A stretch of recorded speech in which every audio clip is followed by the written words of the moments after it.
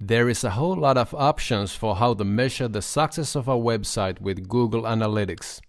In this tutorial, I will show you some more advanced techniques to consider.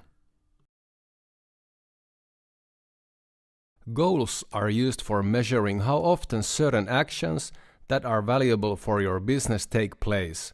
Example of a goal could be sending of a lead generation form. Google Analytics does not track this kind of action by default. You need to set up an event for tracking on-page actions like sending forms.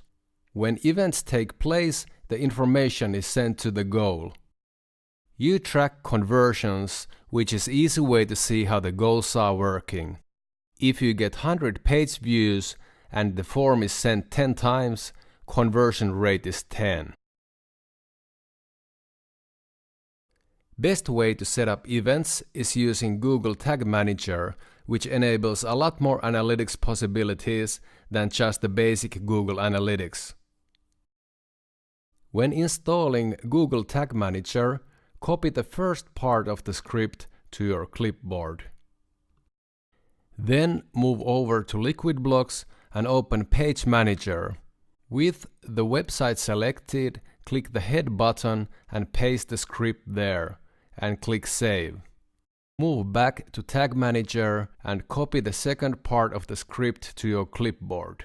Go to Liquid Blocks Page Manager and click Body Start button. Paste the script there and hit Save.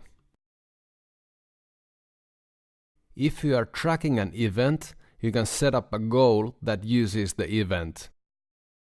Go to Admin section of Google Analytics, and here is where you click to start setting up a new goal.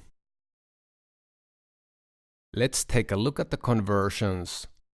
Navigate to Conversions, click Goals and click Overview. Here we see data like the total number of goal completions and the goal conversion rate. You can track pretty much anything on your website with Google Analytics and Google Tag Manager.